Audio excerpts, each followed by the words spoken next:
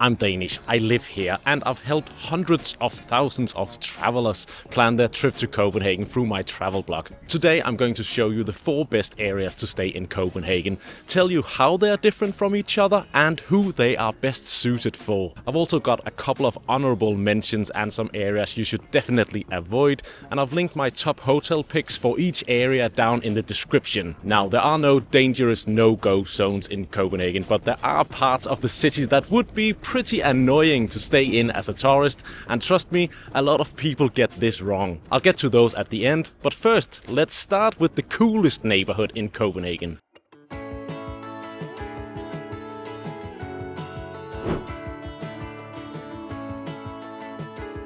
Up until the 1990s, Vesterbro was Copenhagen's red light district. Istergade, one of the main streets, was all about drugs, prostitution and adult shops. But then Copenhagen launched a massive urban renewal project, and over the past 30 odd years, Vesterbro has completely transformed into one of the most sought after neighborhoods in the city. And a lot of the cool factor actually comes from the fact that it used to be a bit rough around the edges. Old industrial buildings and a former meatpacking district have been turned into bars, galleries and restaurants. Vesterbro is the cool neighborhood in Copenhagen if you're over the age of 25.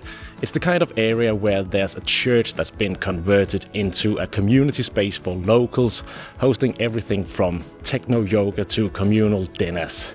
I live just around the corner from Vesterbro, and this is where I'd take a friend who was visiting Copenhagen for the first time. Værnedamsvej is a must. It's this little French-feeling street packed with wine bars, cheese shops and cafes. And chilling out at a coffee shop when the sun hits on Inghaveplads is one of those proper Copenhagen moments. And of course, the meatpacking district is well worth a visit. It's got this amazing mix where you'll find trendy restaurants next to actual working butchers.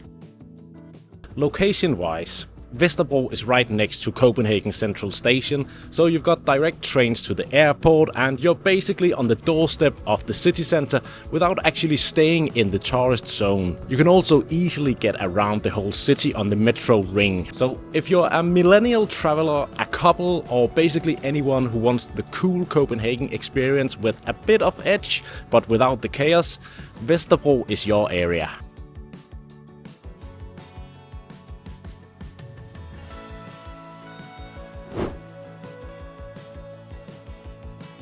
What we now call the inner city used to literally be the entire city of Copenhagen.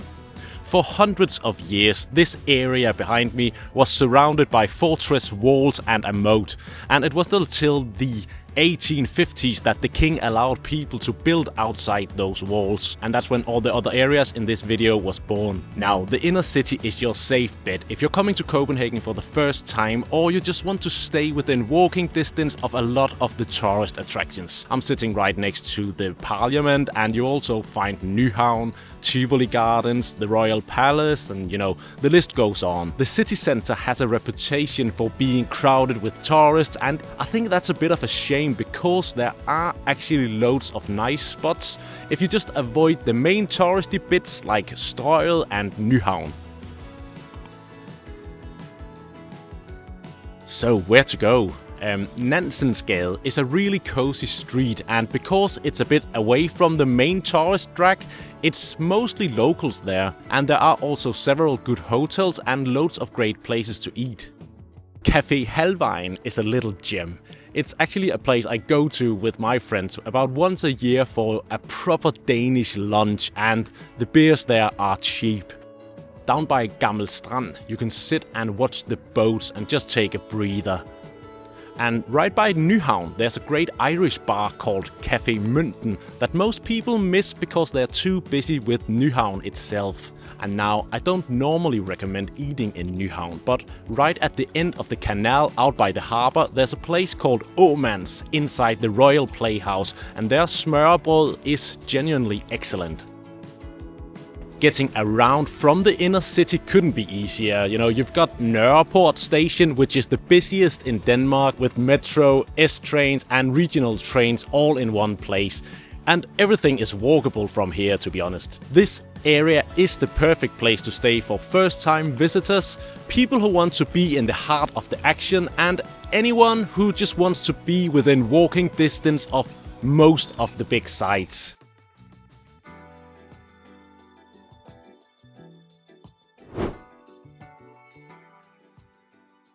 Before 1852, this was just open fields outside the city walls. But when Copenhagen was finally allowed to expand, Nørrebro became the place where the working class settled. It's been a hotbed for political movements ever since, from the early labor movement in the 1800s to some pretty intense squatter riots in the 1980s. That rebellious, slightly chaotic energy is still very much part of the DNA here. Nørrebro has a very young and trendy energy. It's always been a bit of a working class, left wing mixed with really strong multicultural vibes. The main street, Nørrebrogade, is packed with kebab restaurants and you can eat everything from African to Middle Eastern food there. This is where you'll find some of the best cheap food in Copenhagen, without a doubt. And look, you'll notice when you get to Nørrebro that people here look very modern. Let's just say that if you enjoy wearing Arc'teryx jackets and very oversized jeans, you're going to fit right in. Start with a walk through Assistens Cemetery. I know, sounds a bit odd, but it's where Kierkegaard, Hans Christian Andersen and Niels Bohr are buried, and the locals use it as a park. From there you can walk straight into Jægersborggade, which has become one of the most charming streets in Copenhagen, with independent shops and ceramic studios and loads of wine bars. Then you end up at Stefansgade, and that's where you get the real Nørrebro feeling.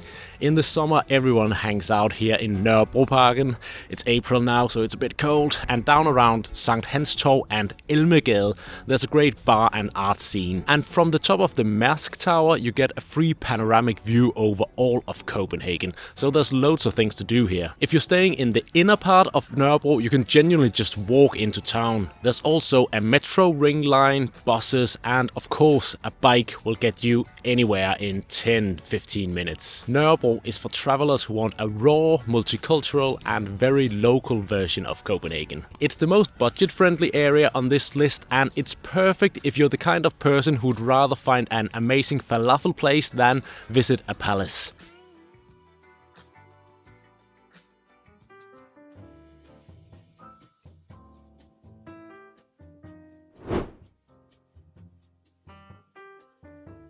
Frederiksberg started out as countryside. In the early 1700s, King Frederick IV built a summer palace up on the hill and named the area after himself, as kings do, you know. The wealthy families of Copenhagen then started buying up properties out here to escape the cramped medieval city, and that reputation as the posh, leafy part of town has basically stuck ever since, and it's actually the part of town that more or less all locals would like to live in. Frederiksberg is a bit more upscale compared to Vesterbro. The population here tends to be a bit older as well. It's not a part of town I'd recommend for first-time visitors because there aren't that many classic tourist attractions around here, but if you're coming to Copenhagen for the second or third time and you want to experience what it's actually like to live here, Frederiksberg is a great choice. It's not a classic tourist area at all, which also means the restaurants need to up their game because they can't just rely on tourists walking right off a tour bus and into their place, like some restaurants in the city center seem to do. Frederiksberg Have, as you can see, it's absolutely stunning, especially on a summer day, but the spring flowers are in bloom right now and that's quite awesome to see as well. So bring something to drink, find a spot on the grass and just hang out with the locals here. You can even see the elephants from Copenhagen Zoo from inside the park over there for free. On Gammel Kongevej, Old King's Road, you've got Berlin Bar for German beers and Ngong Vietnamese cuisine, which does really good Vietnamese food. If you're staying here, try to stay close to Frederiksberg metro station. From there you've got two metro lines. One that takes you straight to Nørrebro and Kongens Nytorv right by Nyhavn in the city center, and the ring line that connects you with Nørrebro and Vesterbro.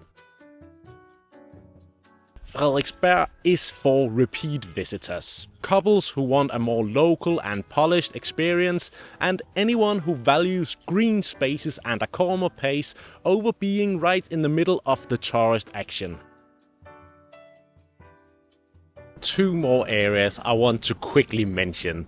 Christianshavn sits right across the harbour from the inner city. It was built by King Christian IV with canals inspired by Amsterdam, and it's a really beautiful area to walk around, especially in the summer. We've also got Freetown Christiania there, but honestly I don't think it's that exciting.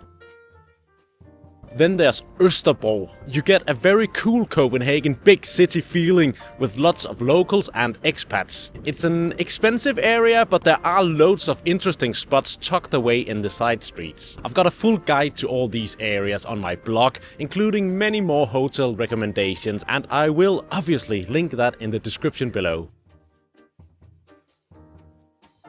Alright, let's talk a bit about where not to stay.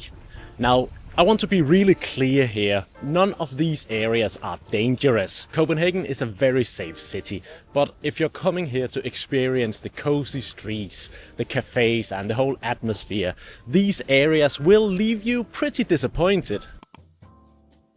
Ørestad is a bit of a concrete jungle, everything here is brand new, all the buildings look the same and there is absolutely no soul or history. There's a massive shopping center and that's about it. Only stay here if you're visiting someone who actually lives in the area, otherwise it's really not worth it.